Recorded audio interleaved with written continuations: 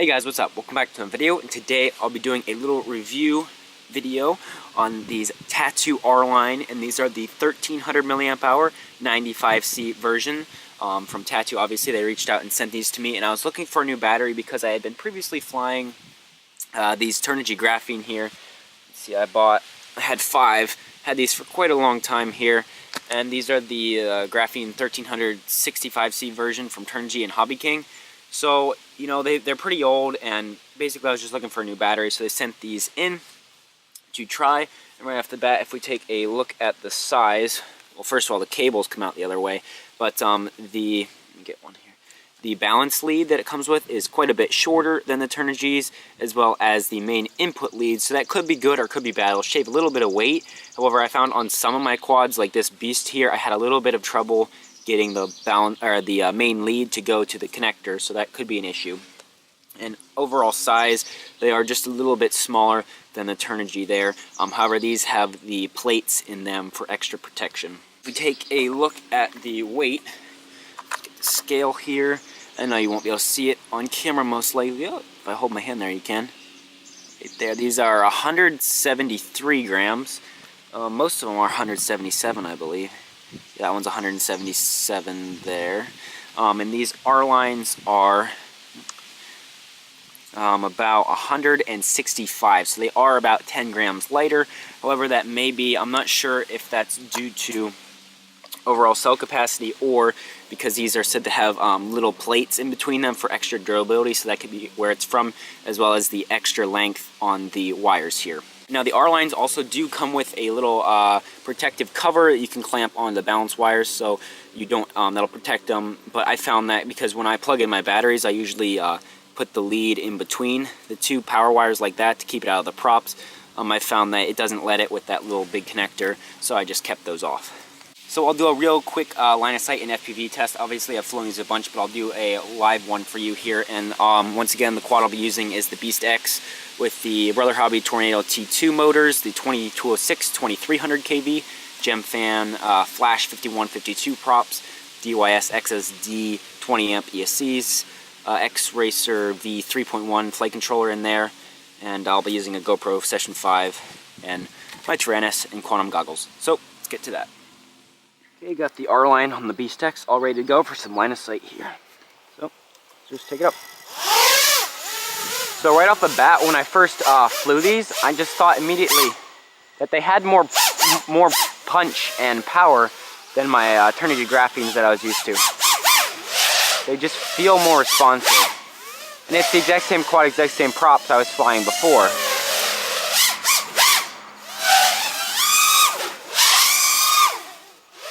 Just seems to get up and move better. And now one thing that I'm not sure about, if it's true or not, is my graphenes are probably 5 months old now. So what's that? I don't know, 50 cycles probably on each of them. Maybe not that many, I'm not sure. I never marked them, which I regret doing now. But I'm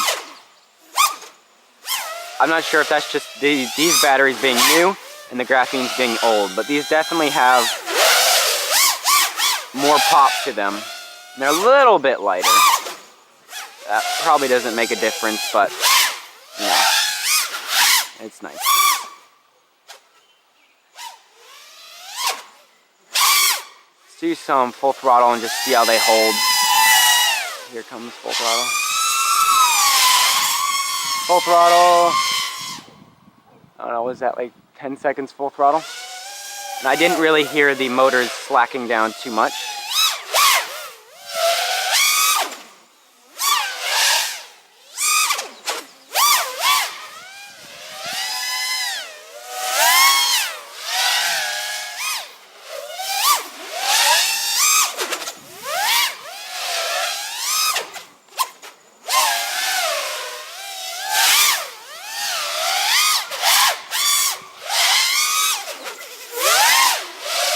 Alright, I think that was good enough for just a quick line of sight flight.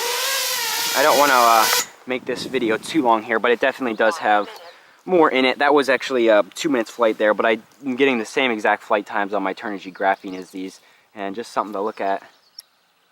Oops. Oh, look at that. No C-clip. Just to prove that. Alright, let's move on to the FPV. Okay, I got a fresh R line on the beast here, so let's do some FPV. I've got the camera at about 50 degrees here. Let's just do some flying around. Just seems like they're very punchy batteries. I know it's really hard to do a battery review. Truthfully, I mean, because you have to try and figure out what's hype and what's just your mind playing tricks on you, but they just feel a little bit more punchy and powerful. But once again, that could very well easily just be my graphenes are so much older than these. Let's do a full speed there, and then full speed back. And at the end of that, I could hear the motors kicking down just a little bit as the battery voltage was sagging. And unfortunately, I don't have an OSD to show the voltage. I just kind of do it by a timer. I've never used an OSD. Yeah, they just feel good. And this is a setup I've been flying for a little bit now. So I'm pretty used to the power it has.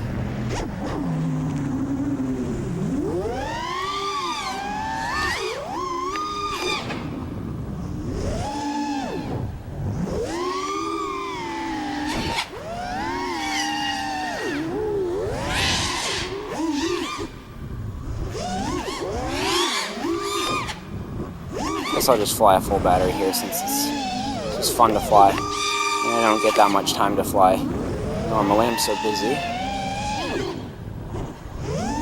That's cool. 1 minute. But yeah, you can see and this is how I normally fly. So I've been definitely punishing these batteries here. And this is I'm definitely not going to get the full 3 minutes. I'm flying like this, I normally do. If I put the camera tilt down, maybe.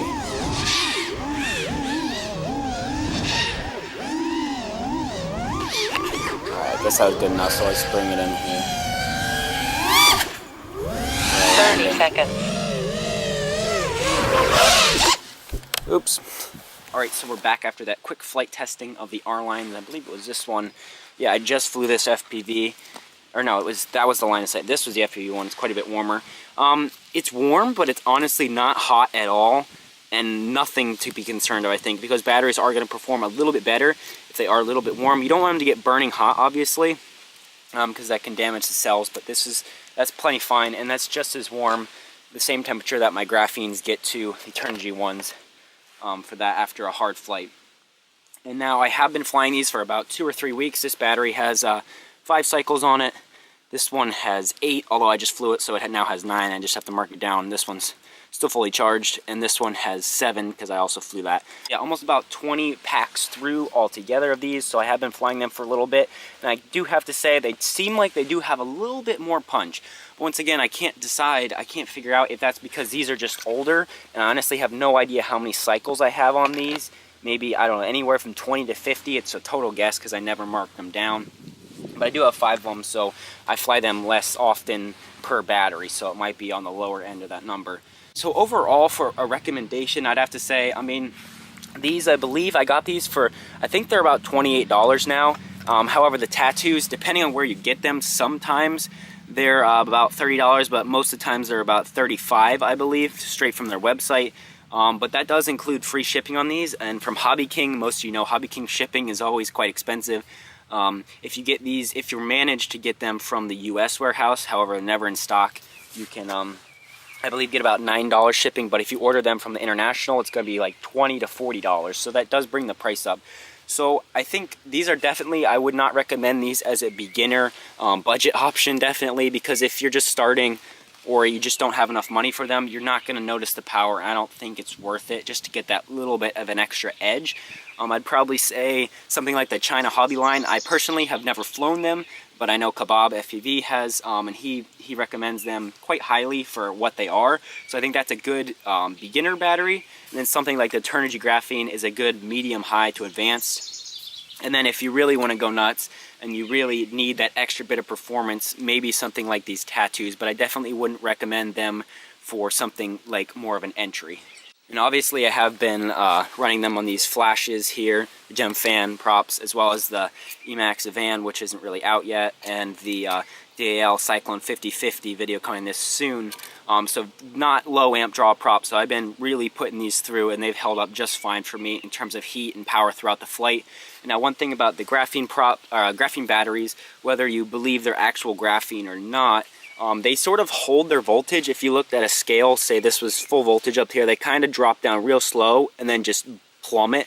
The lipos, more of a standard lipo, will kind of go up and down as it sags, and it'll recover more, and then it'll slowly. So these give you more of a warning when you need to land, because you can really feel it dropping off. But these graphenes, 1 second you could be having a good power punch. This feels like 80% of your power, and then boom, they're just gone, and you can hardly even hover anymore. So you do have to be careful with these. So that's something that could be a little bit nicer with these.